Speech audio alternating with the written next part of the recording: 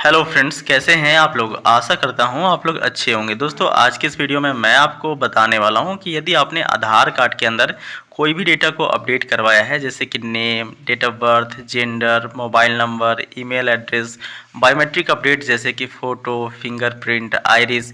इतना ही नहीं दोस्तों, यदि आपने डेमोग्राफिक डेटा को अपडेट करवाया है, जैसे कि document update, village, post office, district, pin code, state, कोई भी डेटा को आपने अपडेट करवाया दोस्तों और आपका 30 दिनों से भी अधिक का समय हो चुका है और अभी भी आपका जो है वो प्रोसेस में है, ठीक है, मतलब अभी भी अपडेट नहीं हुआ है। जब आप स्टेटस को चेक करने के लिए जाते हैं तो अभी भी प्रोसेस में बता रहा है, तो भाई आप क्या कीजिएगा। देखिए दोस्तों, इसका सिंपल सा समाधान है, मैं आपको एक ही झटके में इसका समाधान बताने वाला हूँ, ठीक है।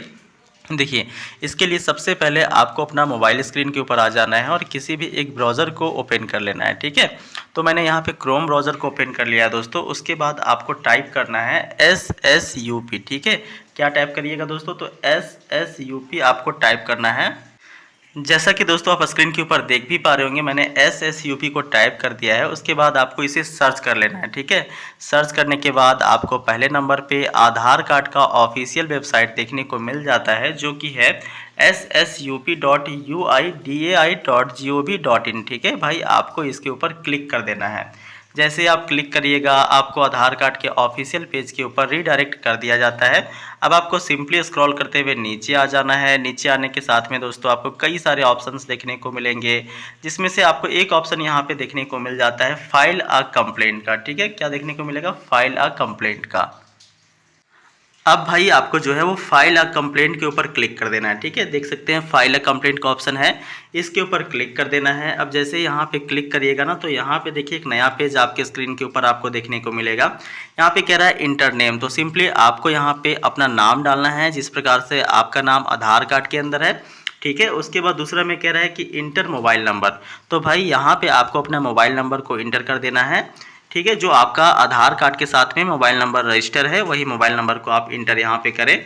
आगे कह रहा है इंटर ईमेल एड्रेस। अब यहाँ पे आप गौर कर पा रहे होंगे कि स्टार मार्क्स नहीं लगा है, जैसे कि मोबाइल नंबर के अंदर यहाँ पे स्टार मार्क्स आप देख पा रहे हैं, तो यहाँ पे स्टार मार्क्स नहीं लगा है, मतलब ये अनिवार्य नहीं है, इसे आप खाली भी छोड़ सकते हैं। बाकी आपकी इच्छा, यदि आपको पता है तो आप डाल भी सकते हैं, ठीक है। आगे दोस्तों यहाँ पे इंटर स्टेट कह रहा है, तो यहाँ पे छोटा सा तीर का निशान बना हुआ है, इसके ऊपर आप क्लिक करिएगा ना, तो सारे स्टेट यानी कि 2800 स्टेट और 8 यूनियन टेरिटरीज जो है वो सारा आपको देखने को मिल जाते हैं। तो भाई जो भी स्टेट या फिर जो भी यूटी से आप बिलोंग करते होंगे, वहाँ आपको सेलेक्ट कर लेना है, ठीक है। यहाँ पे मैं रेंडमली आपको सेलेक्ट करके दिखा देता हूँ। आगे देखिए, कह रहा है कि कंप्लेंट फॉर सेल्फ और अदर्स। यदि आप खुद के लिए कंप्लेंट करना चाहते हैं तो यहाँ पे आप सेल्फ का ऑप्शन टिक करिएगा, अन्यथा किसी दूसरे का आधार कार्ड के साथ में इस प्रकार का प्रॉब्लम आ रहा है तो आप अदर्स वाले ऑप्शन के ऊपर क्लिक कर सकते हैं, ठीक है। आगे देखिए दोस्तों, कह रहा है कि इंटर कंप्लेंट टाइप, तो भाई तीर वाला निशान दिया है, इसके ऊपर आपको क्लिक कर देना है। क्लिक करने के बाद यहाँ पे सबसे नीचे आ जाना है स्क्रॉल करते हुए। यहाँ पे एक ऑप्शन आपको देखने को मिल रहा है अपडेट रिलेटेड, ठीक है। आपको अपडेट रिलेटेड वाला जो चेकबॉक्स है, इसके ऊपर आपको टिक कर देना है। आगे कह रहा है कि इंटर कैटेगरी टाइप, ठीक है, इंटर कैटेगरी टाइप, तो भाई कैटेगरी टाइप के ऊपर आपको क्लिक करना है। क्लिक करने के बाद देखिए सबसे पहले आपको स्क्रॉल करते हुए नीचे आ जाना है और नीचे आने के साथ में ही दोस्तों एक ऑप्शन आपको देखने को मिल रहा है status for update request in process for more than 30 days, ठीक है। 30 दिनों से भी अधिक का समय गुजर चुका है, लेकिन अभी भी जब स्टेटस चेक करने के लिए जाते हैं तो वो अभी भी प्रोसेस के अंदर ही है, तो भाई इस वाले बॉक्स के अंदर आपको टिक कर देना है, ठीक है। चलिए यहाँ पे मैंने टिक कर दिया है। आगे देखिए कह रहा है कि इंटर EID, SRN और URN, तो भाई आपको यहाँ पे जो है ना, आपको यहाँ पे 28 डिजिट का इनरोलमेंट ID नंबर इंटर करना है। अब देखिए इनरोलमेंट ID नंबर आपको कहाँ से मिलेगा, तो जब आप अपना आधार कार्ड को अपडेट किए होंगे ना आधार सेंटर पे जाकर के, तो वहाँ पे आपको एक रसीद मिलता है, उसी रसीद के अंदर आपका इनरोलमेंट ID नंबर मेंशन होता है। तो वो भी अभी मैं आपको दिखाऊंगा कि रसीद के अंदर कहाँ पे इनरोलमेंट ID नंबर आपका होगा। और साथ में दोस्तों मान लीजिए कि आपने खुद से यहाँ पे ऑनलाइन अपडेट किया है। अभी तो आधार कार्ड में आपको भी भली भांति पता है कि ऑनलाइन आप एड्रेस को अपडेट कर सकते हैं, डॉक्यूमेंट को अपडेट कर सकते हैं। तो जब आप ऑनलाइन अपडेट करते हैं ना दोस्तों, तो आपको SRN नंबर मिलता है। SRN का मतलब होता है सर्विस रिक्वेस्ट नंबर। तो आपके पास में यदि ऑनलाइन आप अपडेट किए हो एड्रेस या फिर कोई और डेटा, तो जो SRN नंबर मिला होगा वो भी आप यहाँ पे इंटर कर सकते हो। तो चलिए सबसे पहले अब मैं आपको दिखा देता हूँ कि इनरोलमेंट ID नंबर रसीद के अंदर कहाँ पे होता है। अब दोस्तों यहाँ पे आप गौर कर पा रहे होंगे, देख सकते हैं यहाँ पे मैंने आपको हाईलाइट कर दिया है। ये आपका अपडेट रिक्वेस्ट नंबर है जो कि टोटल 14 डिजिट का है और यहाँ पे आपको देख पा रहे होंगे डेट और टाइम दिया गया है। ये दोनों भी आपका टोटल 14 डिजिट का है, ठीक है। यदि आप दोनों को ऐड करिएगा तो टोटल कितना हो जाएगा 28, ठीक है। यहाँ से मैं आपको गौर करवा देता हूँ दोस्तों, ये आपका और यहाँ पे आपका, ये आपका टोटल जो है वो 14 डिजिट का हो गया, ये भी आपका टोटल 14 डिजिट का हो गया। दोनों को ऐड करेंगे तो टोटल कितना हो जाएगा 28 डिजिट। और यही आपका जो है वो इनरोलमेंट आईडी नंबर कहलाता है। बस जब आप इनरोलमेंट आईडी नंबर को इंटर करिएगा ना दोस्तों, उस समय कुछ बातों का आपको ध्यान रखना है। पहला तो आपको ये ध्यान रखना है कि जो अपडेट रिक्वेस्ट नंबर है इसे आपको सीधा सीधा डालना है। उसके बाद फिर जो डेट होता है ना दोस्तों, इसे उल्टा डालना है। उल्टा कहने का मतलब है कि सबसे पहले आपको वर्ष डालना है, फिर महीना डालना है, फिर आपको यहाँ पे दिन डालना है, ठीक है। आगे यहाँ पे जो समय दिया गया ना दोस्तों, इसे आपको सीधा सीधा डालना है। मैं आपको थोड़ा सा समझा देता हूँ। जैसे कि यहाँ पे आप गौर कर पा रहे होंगे, अपडेट रिक्वेस्ट नंबर जो है वो 0 है, 8 है, 1 है, 5 है। तो 0 8 1 5 ऐसे आप इंटर करिएगा, ठीक है। उसके बाद दोस्तों आगे का डिजिट आप इंटर करिएगा। मैं यहाँ पे यूट्यूब की जो पॉलिसी है उसको ध्यान में रखते हुए मैंने हाइड कर दिया है। उसके बाद देखिए यहाँ पे जो डेट दिया गया है इसे आपको उल्टा डालना है, यानी 2022 आपको पहले डालना है, ठीक है। उसके बाद दोस्तों 09 डालना है, आगे आपको 15 डालना है, ठीक है, डे डालना है।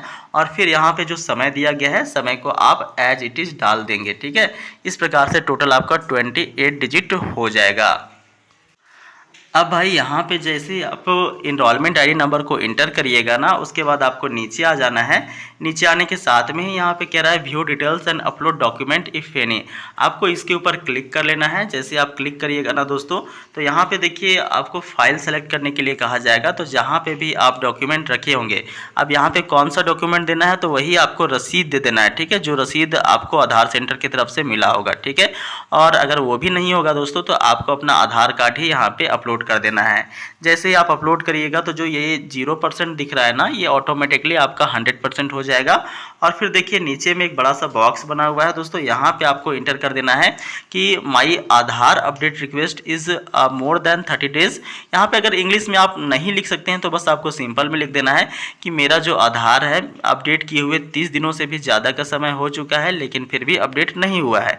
इतना आपको यहाँ पे इस बॉक्स में लिख देना है, ठीक है। कुछ भी नहीं करना है, बस इतना ही लिख देना है हिंदी में सिंपल सी शब्दों में कि मेरा आधार कार्ड अपडेट किए हुए 30 दिनों से ज़्यादा का समय हो चुका है, फिर भी जो है वो अभी तक अपडेट नहीं हुआ है। देखिए दोस्तों मैंने बोल करके यहाँ पे टाइप कर दिया है, या फिर आप हिंदी में जो इंग्लिश वाला शब्द है उसमें भी आप लिख सकते हो, कोई दिक्कत नहीं है। मैंने यहाँ पे बोल करके टाइप कर दिया है कि मेरा आधार कार्ड अपडेट किए 30 दिनों से ज़्यादा समय हो चुका है, फिर भी अपडेट नहीं हुआ। इस टाइप से आप बोल के भी टाइप कर सकते हैं, या फिर इंग्लिश में भी लिख सकते हैं यहाँ पे कि मेरा MERA आधार AAADHAR इस टाइप से लिख सकते हैं, ठीक है।